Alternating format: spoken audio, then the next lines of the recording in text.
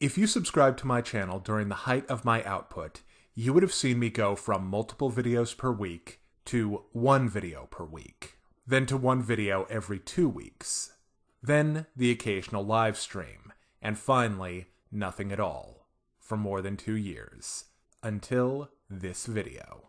Where have I been? Why did I leave? What comes next? You deserve answers to all of these questions. To properly explain why I chose to walk away, and why I've come back, I need to look at how I started, where I've been, and what this channel has meant to me. To understand why my channel exists in the first place, you need to know something about my tastes. They're very black or white. I like things dark and edgy, or bright and whimsical. A list of my favorite anime includes both Sailor Moon and Berserk. I love both Shantae and Bloodborne, The Batman Who Laughs, and The Batman Who Laughs with Commissioner Gordon after making a lame pun. Now, some series actually manage to combine these two very different elements, without compromising both and turning into a complete mess. Kill la Kill and the Fallout series can be both at the same time, but that's fairly rare. Now, for one reason or another, I've always had the opportunity to discuss the philosophical point the Joker was making in The Dark Knight, who was really responsible for the Horus Heresy in 40K, or whether or not linking the fire is a good idea in Dark Souls.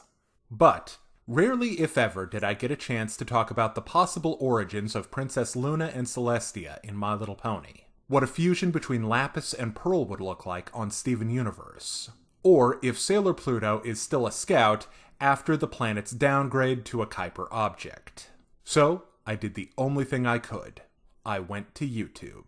Originally, the Stupid Private channel was a place to show off my AMVs, an art form whose time has sadly passed on YouTube. But that all changed when I put out my first review of My Little Pony: Friendship is Magic. I can only imagine the potent cocktail of excitement, confusion, and desire to cash in as fast as possible that ran through the minds of every empty suit at Hasbro when their plastic horsey franchise became a cash cow and the darling of the most surprising fanbase on the internet in the 2010s. The brainchild of Lauren Faust, the series focused on teaching simple life lessons to the audience, and MLP taught me firsthand the magic of an ensemble cast. Twilight, Rainbow Dash, Applejack, Pinkie Pie, Fluttershy, and Rarity were endlessly entertaining to watch. Each one took her turn in the spotlight, and it got even better when the show teamed them up in duos and trios. An episode pairing Dash and Pinkie has a whole different energy than a Rarity and Fluttershy episode. The group dynamic kept the show fresh for season after season. But even with an in-universe reason in the form of the cutie map to give screen time to all of the characters, one pony, slowly but surely, became the main character. As, one by one, lessons were learned, arcs were concluded, and ponies were trotted out to the pasture of Twilight's friends. Honestly, I don't know if it was even possible to avoid this without ending the show 3 seasons early or making the whole gang princesses. Regardless of why, after Twilight became the main character of Friendship is Magic, the show lost a major strength. Another attribute that made G4 a cut above your average toy commercial is the excellent art direction. The base pony model is endlessly drawable, huggable, and memeable. It's so good, in fact, that every time they needed to change it to make a character stand out or look unique, all they did was make it look worse. Just compare Twilight's parents to all of the other parents and you'll see what I mean. Beyond that, the ponies inhabit a world as colorful as they are. Fantasy locales like Cloudsdale, the capital city of Canterlot, and the foreboding Everfree Forest made for a nice change of pace from the warm, cozy domesticity of Ponyville. Finally, no element of the show's art design shines brighter than the music. Every season, we were treated to a few catchy songs destined to live on in YouTube playlists and remixes. It's a shame that after the departure of composer Daniel Ingram, the songs became the kind of interchangeable musical muck found in subpar Broadway productions. The final rock-solid pillar of G4 has to be the comedy. Safe comedy is hard, but somehow MLP managed to stitch together a winning sense of humor from vaudeville routines, random access humor, wacky sound effects, wackier expressions, memes, and of course the all-important personality conflicts. Because too much harmony makes for a very safe, sound, and boring Equestria. The humor really was the glue that held the show together. It gave life to some pretty bland plots and characters. It made the background ponies more memorable, and the main six feel like real friends instead of six strangers with basically nothing in common. Also, the fun for all ages humor played a role in MLP's mainstream success. After all, nothing is more intolerable than a boring kids show. Now I need to look at the Achilles hoof of G4, a fracture that in the end did more damage than all the bad songs and lazy character designs. Projection. Projection is baked into MLP. The franchise is all about selling you pretty plastic ponies with one or two personality traits and letting you make up your own story from there. The target demographic can watch the show, get the toys, and play out a scenario where Twilight Sparkle has tea with Elsa and Spider-Man. Whereas a brony will watch the show and concoct a scenario where Twilight finds a cursed book in the library and accidentally summons Cthulhu. Both are valid ways to play, but the show has to tell us what the story really is. The showrunners knew this and tried to be a show for 4 to 10-year-olds and an all-ages fantasy adventure, and inevitably, G4 started to come apart. Starting with the villains. When I saw the pilot episode of G4, Nightmare Moon was what sold me on this show being more than a way to offload pink plastic. MLP's resident escapee from the Q continuum and the xenomorph-looking changelings gave early MLP an incredibly strong bad guy lineup. But then the redemption arcs started. And the corrupted demigods, avatars of chaos, and the life-draining insectoid abominations were revealed to be a bunch of friendless misanthropes. And frankly, that's not what I wanted. The same thing is true for the lore. Princess Celestia being a great example. I wanted a Galadriel, beautiful and terrible as the morning and the night, fair as the sea and the snow upon the mountain, dreadful as the storm and the lightning, stronger than the very foundations of the earth. And to the show's credit, they kind of did that in a dream sequence. But really, she's Princess Peach with additional paperwork. And that's not really wrong or even a bad choice. On the rare occasions they did try to give us something more epic in scope, like the creation of the Tree of Harmony, the Pony of Shadow, or the Adventures of Starswirl the Bearded, it ended up falling short, in part because keeping to the theme and tone of the show kept it from having the teeth high drama demands. I'm being hard on the show, but that's not a reflection on it. G4 was a resounding success in so many ways. 9 seasons, more than 200 episodes, an excellent spin-off in Equestria Girls, and a movie released to theaters. It was a great ride for its newfound fan base, and No Little Ponies could have done it better.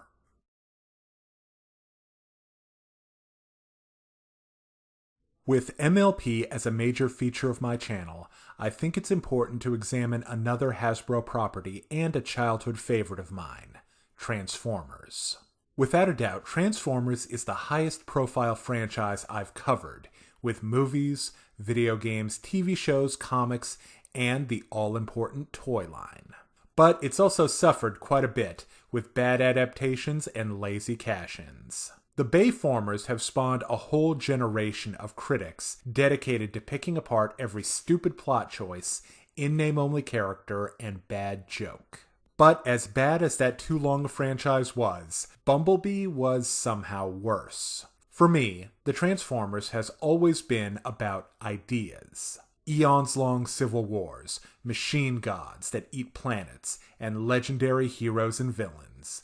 Concepts that Bumblebee throws out to make room for nostalgia bait and daddy issues. Fortunately, every once in a while we get a worthy bearer for the Matrix of Leadership.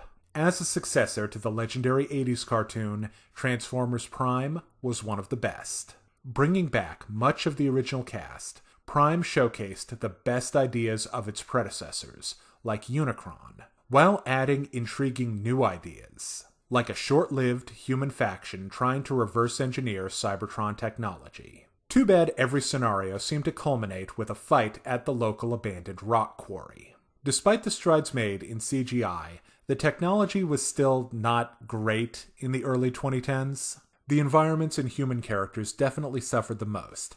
However, as CGI continues to advance, Prime will probably look worse and worse as the years go on. Regardless of how it looks, Prime will always be a fantastic showcase for the concepts and ideas that made Transformers legendary.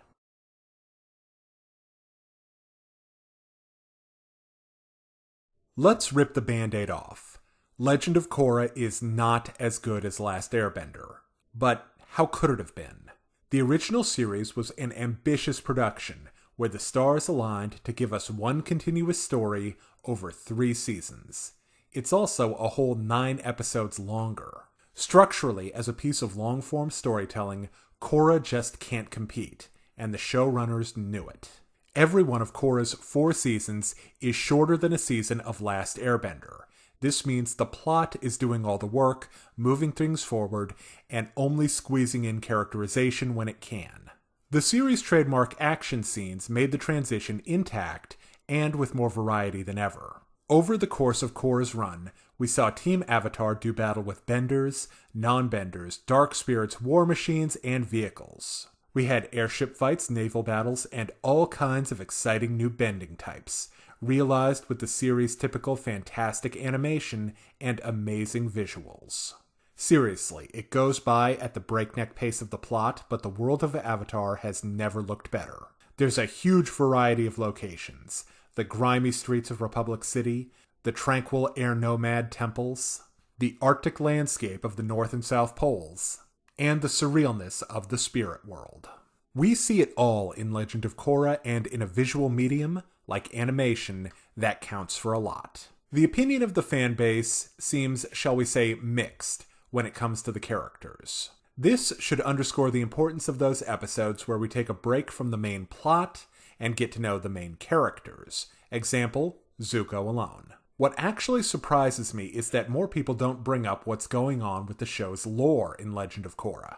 As an example, let's look at the weakest arc, Book 2, Spirits. In this storyline, the spirits, a vague nebulous force lurking at the periphery of the Avatar universe, were thrust into the spotlight and, well, let's say we're left with more questions than answers. The biggest one being, what exactly happened to Vaatu? Did he get re-imprisoned, cease to exist, a thing I thought was impossible, or do we now have a dark avatar for the White Lotus Society to hunt down and kill every generation? Maybe the comics deal with it, but as far as Korra is concerned, that's a big fat Chekhov's gun that absolutely never goes off. Much like comparing the original 3 Star Wars movies to the decades-later prequels, comparing Korra and The Last Airbender should be done with the understanding that the original is an incredibly hard act to follow. But that being said, Korra's not without its charms, and I have gone back to it from time to time.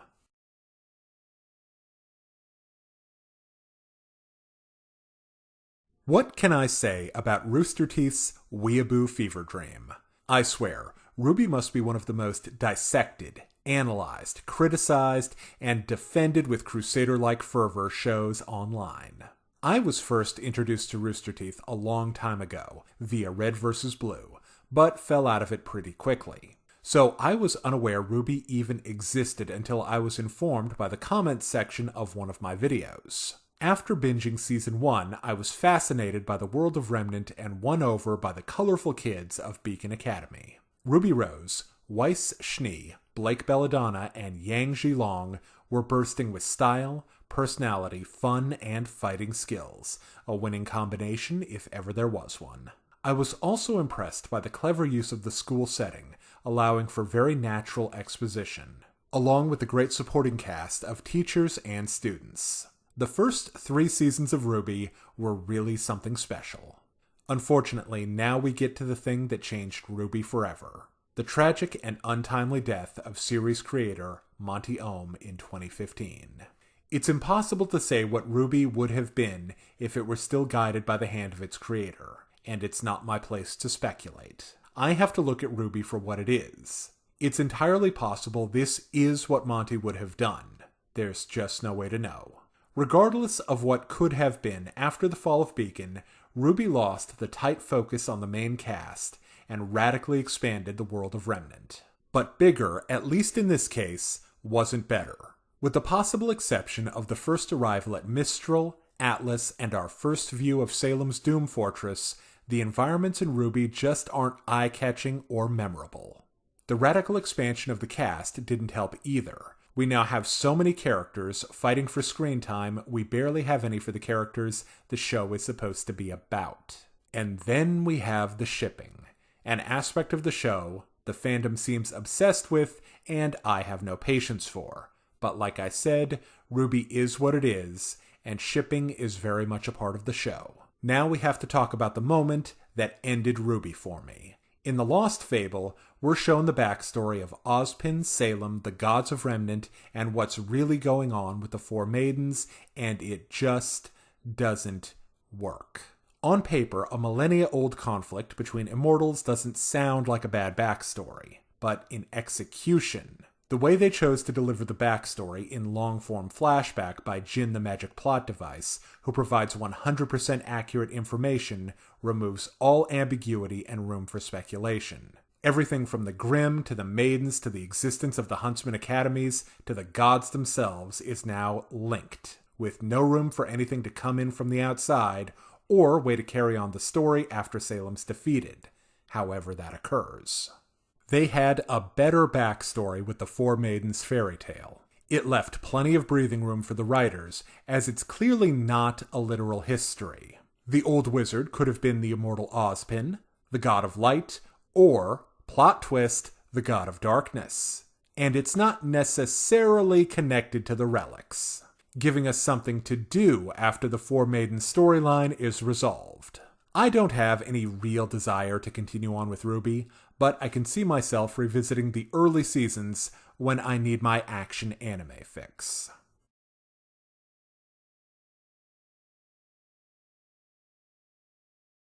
Nestled between classic action anime like Dragon Ball Z and Gundam Wing in the Toonami block on Cartoon Network was a little maho shoujo from glorious Nippon you may have heard of. Sailor Moon, though not the first of its kind, was genre-defining, creating many of the tropes we take for granted in similar anime, such as transformation sequences, monster fights, and of course the extended main cast. This is an area where the original anime succeeded far better than its successor, Sailor Moon Crystal.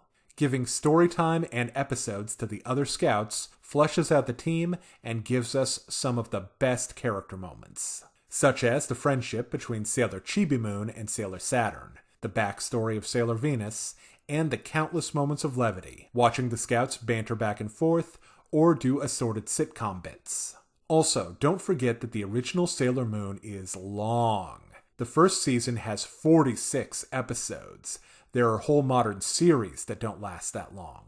As a Monster of the Week show, it's pretty easy to extend out as far as the showrunners would like, and you can use that time for all kinds of things that positively benefit the series. World building, lore, character development, and of course, more fun monster fights. Finally, I need to look at Sailor Moon's leading man, the guy who acts like Batman and dresses like the Phantom of the Opera, Tuxedo Mask. I have a lot of affection for the original series version, even his dark brooding prince and Lawrence of Arabia phases. But I gotta say, the more mysterious and dangerous version from Crystal works a lot better. Now, part of that absolutely is that Crystal is hyper-focused on Sailor Moon as the main character.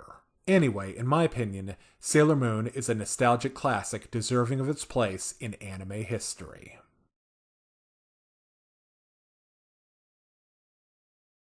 If my relationship with Steven Universe were represented by one of the show's fusion gems, it would be Opal, We accomplished a lot together, but our differences keep us from hanging together long term.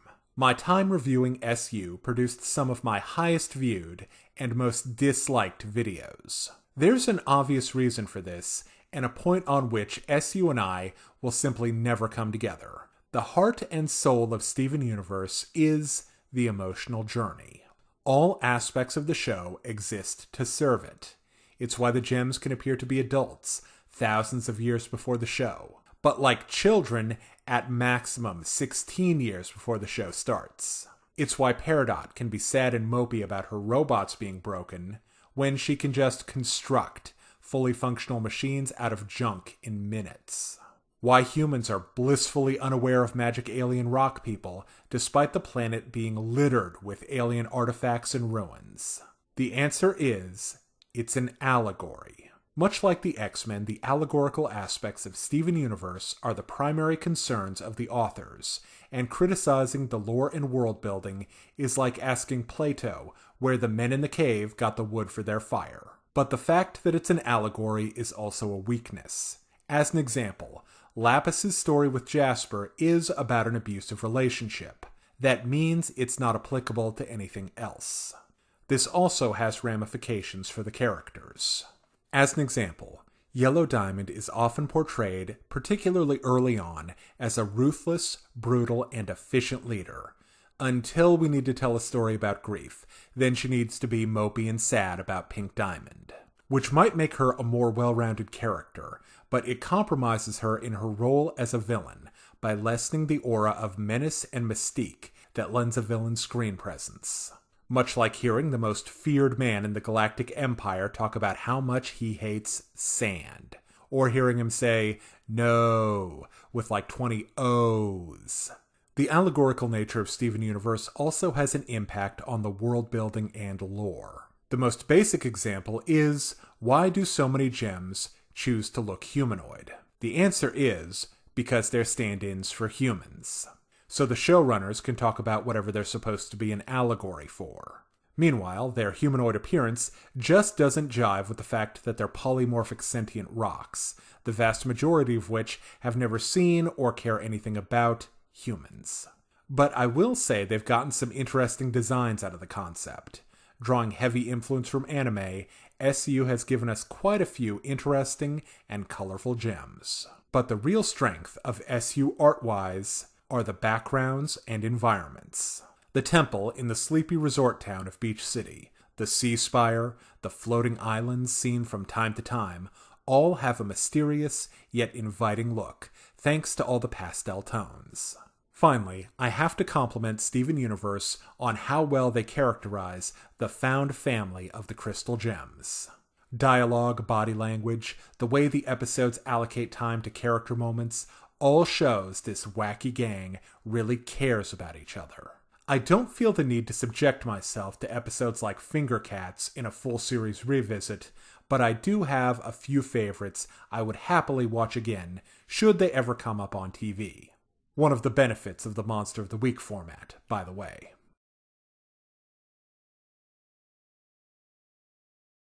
Beyond the major franchises, I've watched, played, and enjoyed all kinds of games, comics, and movies. But as I reviewed, I started to notice a problem. My style of review comes from the 2000s era comedy-centric opinion-first format, pioneered by guys like The Angry Video Game Nerd, Yahtzee, The Nostalgia Critic, Linkara, Spoonie, and Movie Bob. The problem is, this format isn't designed to review, it's meant to entertain.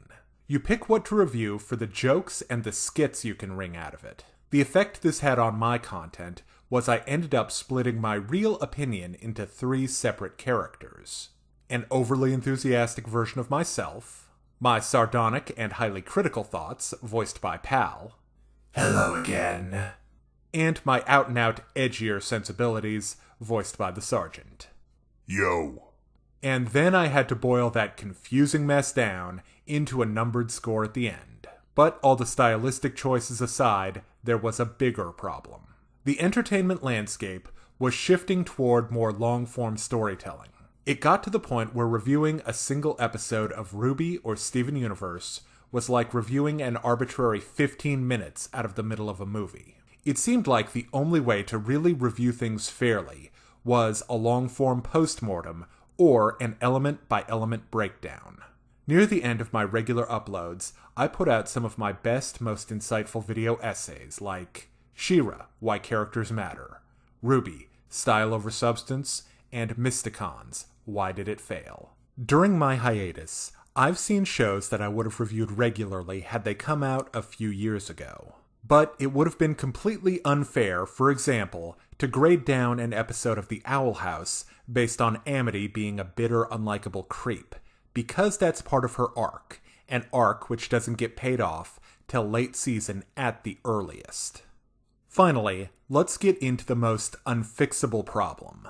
Back when I started making videos, YouTube was, well, a lot more fun. Copyright strikes were few and far between, the algorithm was a lot more forgiving, and you weren't punished for not uploading 10-plus minute-long videos on a daily basis. And you weren't always threatened with demonetization, deletion, and soft blocking over copyright claims. Add in the booming business in false copyright strikes, and you've got one hell of a lot of hoops to jump through for the sake of a video. I had a choice to make. I could change my videos and produce a substandard product more quickly, which I didn't want to do. I didn't want to deal with the burnout or the guilt of not giving you my best. So whatever I did, I wanted it to be my best work. I tried longer, more thoughtful reviews, but there was a problem there too. They're still reviews. I've told this story before, but it bears repeating. I was watching one of Spoonie's long-form movie reviews when he came up with some scenario and proclaimed that he just wrote a better movie. I'm not saying this to dump on Spoonie, whose life is a cautionary tale at this point, but rather to use this as an opportunity to say, finding fault is easy, and I've never liked Monday morning quarterbacks or armchair generals. A long time ago, I announced a game that I was developing called Sorceress. Well, I'm happy to say it's complete and ready for release on July 23rd, 2021. I've used everything I learned watching shows and writing reviews. Sorceress has a tight focus on an ensemble cast. It explores intriguing ideas and concepts. It has a wicked sense of humor, and I've had the opportunity to work with some incredibly talented artists in both the voice and visual fields. But as much as I learned from my own reviews, I learned even more from you. If you ever wrote a comment, liked or even disliked a video, you helped shape this game, and I'm forever grateful. I've posted a link to the game's Steam page in the description of this video. There you can watch the trailer. Also in the description, there's a link to my production company, Serenum Studios' YouTube channel. I've got ambitious plans for Sorceress and other games in the future, and I'll always post about it right here on StupidPrivate913. Thank you for watching. I'm the Stupid Private, and I can't wait for you to see what's coming up next. Hey kids, today's show is brought to you by the letter 4 and the number potato! I'm a stupid private.